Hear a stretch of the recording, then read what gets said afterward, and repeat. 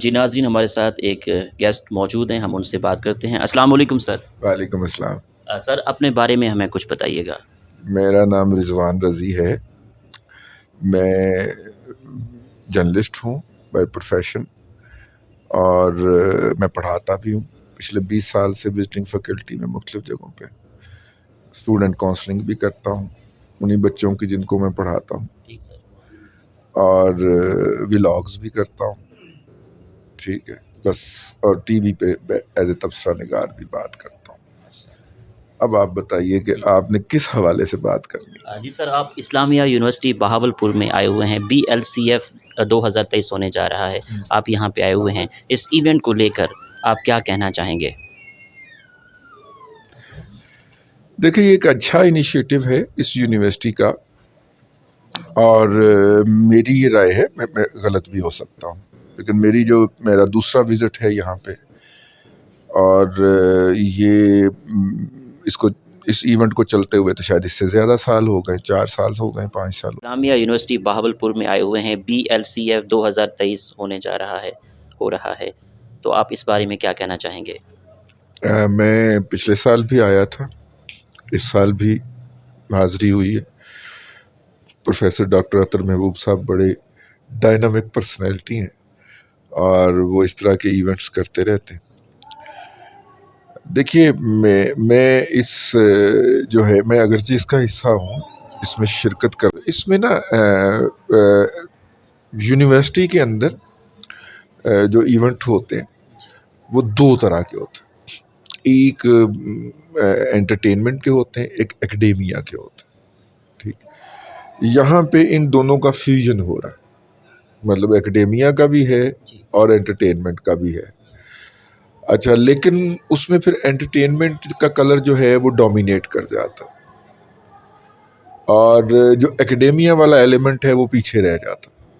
تو دونوں کی اپنی جگہ پہ اہمیت ہے، دونوں ہونے چاہیے، اور اسٹوڈنٹ کو میکسیمم انٹریکٹ کرنے کا، کوسچن ریز کرنے کا موقع ملنا چاہیے جو پارٹیسپینٹ ہے۔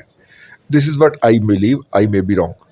ٹھیک ہے، یہ میں ہمیشہ کہا کرتا ہوں اپنے اسٹوڈنٹ کو کہ میرا اب تک کا علم یہ کہتا ہے، ہو سکتا ہے اس سے کوئی بہتر علم آ چکا ہوگا، لیکن اگر ہم دیکھیں کہ اتنے دور کے طلبہ کو اتنا اچھا موقع ملتا ہے سال کے بعد، تو وہ ایک بہت بڑی اپرچونٹی ہے بچوں کی ویژن کو ایکسپینڈ کرنے کے لیے، اور یہ سارا کچھ کرنے کے لیے۔ سر، پاکستان کے ریسرچ کلچر کو پروموٹ کرنے کے لیے آپ کیا کہنا چاہیں گے؟ دیکھیے، پاکستان کا ریسرچ کلچر تبھی پروموٹ ہوگا اگر ہم اس کو انڈسٹری کے ساتھ لنک کریں گے۔ مثلاً ایجوکیشن ڈپارٹمنٹ ہے، تو ہمیں پھر کریکولم کے لیے پنجاب ٹیکسٹ بک بورڈ بنانے کی کیا ضرورت ہے؟ ایجوکیشن ڈپارٹمنٹ کے بچوں کی اسائنمنٹ ہونی چاہیے کہ وہ مختلف کتابیں لکھیں اپنی اسائنمنٹ کے طور پہ، مختلف بکلیٹس لکھیں، مختلف چیپٹرز لکھیں، ریسرچ کریں اس کے اوپر، اس کی زبان و بیان کا خیال رکھیں۔ میں ایک مثال کی بات کر رہا ہوں۔ تو جب تک وہ انڈسٹری کے ساتھ لنک نہیں ہوگا، تب تک یہ نہ ہماری ایجوکیشن آگے بڑھ پائے گی، اور نہ ہی ہم ایجوکیشن کا بینیفٹ لے پائیں گے۔ ایک اچھا اینکر بننے کے لیے آپ کیا کہنا چاہیں گے؟ آپ کی کیا تجویز ہے؟ کس کے لیے؟ میڈیا پرسن کے لیے جو اینکر بننا چاہتے ہیں، ان کے لیے ہاں، کیا کہنا چاہیں گے؟ اینکر کو پڑھنا چاہیے، جرنلسٹ کو پڑھنا چاہیے، کتاب پڑھنی چاہیے۔ ٹھیک ہے، کتاب کے ساتھ اس کی دوستی ہونی چاہیے۔ کتاب کیا دیتی ہے آپ کو؟ کتاب آپ کو پس منظر بتاتی ہے، تاریخ بتاتی ہے کہ اب یہاں تک جو انسانیت پہنچی ہے اس کا ارتقاء کیسے ہوا تھا۔